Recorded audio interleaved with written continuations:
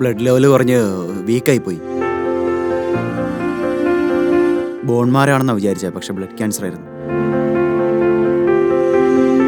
ഇവിടുന്ന് ഇപ്പോൾ മരുന്ന് വാങ്ങിയിട്ട് 1 മാസത്തോളമായി. ഇപ്പോൾ കാര്യങ്ങൾ കുറച്ച് ഭേദമായിട്ടുണ്ട്. Welcome to Punarjan Ayurveda hospital. നമ്മുടെ കൂടെ പേഷ്യന്റ് റിലേറ്റീവ് ഉണ്ട്. അവർ ഓൾറെഡി 3 months കംപ്ലീറ്റ് ചെയ്തിരിക്കുകയാണ്. ഇതിപ്പോ 4ാമത്തെ തവണയാണ്. ബ്ലഡ് ക്യാൻസർ എന്നാണ് പറഞ്ഞിരിക്കുന്നത്.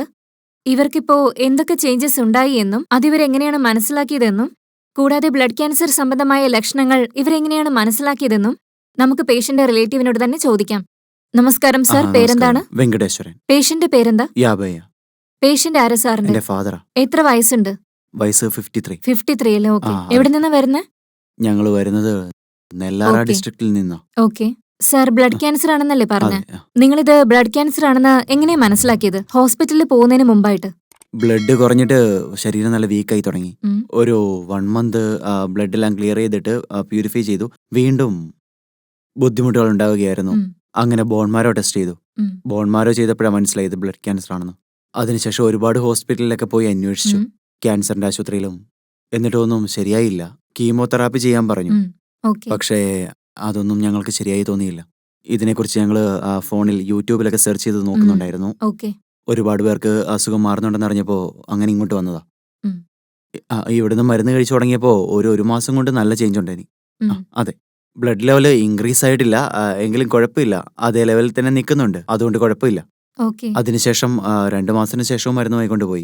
സെയിം ഇപ്പോഴും അതുപോലെ തന്നെ വാങ്ങാനാ വന്നേ. ഇപ്പോ 4 മാസം ആവുന്നു. ചേഞ്ചസ് എങ്ങനെയാ സാറിന് മനസ്സിലായത്? അതായത് ബ്ലഡ് റിസൾട്ട് എടുത്തിട്ടുണ്ടായിരുന്നു? അതെ 10-15 ദിവസം കൂടുമ്പോൾ ഞങ്ങള് ബ്ലഡ് റിസൾട്ട് എടുത്ത് നോക്കാറുണ്ട്. ഓക്കെ. സോ റിസൾട്ട് കിട്ടിയത് പുനർജൻ ആയുർവേദ മെഡിസിൻ കഴിച്ചതിന് ശേഷമാണല്ലേ? അതെ. ഓക്കെ. സാറിന്റെ അച്ഛൻ എന്താ ചെയ്യുന്നത്? എന്റെ അച്ഛനൊരു ഫാർമർ ആണല്ലേ? ഓക്കെ. സോ ഡോക്ടേഴ്സ് എന്തെങ്കിലും കൺക്ലൂഷൻ പറഞ്ഞിരുന്നോ? പറഞ്ഞില്ല. ഓക്കെ. ഇവിടെ വന്നതിന് ശേഷം സാറിന് നല്ലൊരു മാറ്റമാണല്ലോ ഉണ്ടായിരിക്കുന്നത്, അല്ലേ? സാറ് ഹാപ്പി അല്ലേ? അതെ അങ്ങനെ തന്നെയാ. ഓക്കെ. സാർ ഇവിടെ വരുന്നതിന് മുമ്പായിട്ട് മറ്റൊരു സ്ഥലത്ത് പോയിരുന്നില്ലേ? അവരൊക്കെ ഇതിനെപ്പറ്റി സാറിനോട് എന്താണ് പറഞ്ഞത്? അവര് പറഞ്ഞത് ഇത് ലാസ്റ്റ് സ്റ്റേജാ, 4th സ്റ്റേജ് ആണെന്നാ. അതുകൊണ്ട് സാധ്യത കുറവാണെന്ന് അവർ പറഞ്ഞു. ഞങ്ങൾ ഹോസ്പിറ്റലിൽ നിൽക്കുമ്പോൾ തന്നെ ഇത് ശ്രദ്ധിക്കുന്നുണ്ടായിരുന്നു. പക്ഷെ എന്റെ ചേട്ടൻ നോക്കിയിട്ടാ ഇത് പറഞ്ഞത്. ഇവിടെ ഇങ്ങനെ ഒരു ഹോസ്പിറ്റലുണ്ട്, അവിടെ പോയിട്ട് നമുക്കൊന്ന് കാണിച്ചു നോക്കാമെന്ന് പറഞ്ഞു. അങ്ങനെ ഇങ്ങോട്ട് വന്നത് ഞങ്ങൾ. ഇതിനു മുന്നേ ഞങ്ങള് ബ്ലഡ് റിസൾട്ട് നോക്കിയിട്ടുണ്ടായിരുന്നു. ഇപ്പോ നല്ല മാറ്റമുണ്ട്, പുറത്തേക്ക് പോകാൻ പറ്റുന്നുണ്ട്. ബ്ലഡിൽ ഇംപ്രൂവ്മെന്റ് ഉണ്ട്. എത്ര മാസത്തോളം മരുന്ന് കഴിക്കണമെന്നാ ഡോക്ടർ പറഞ്ഞത്? ഞങ്ങൾ വിചാരിച്ചത് ഒരു വർഷം കഴിക്കാവുന്നതാ.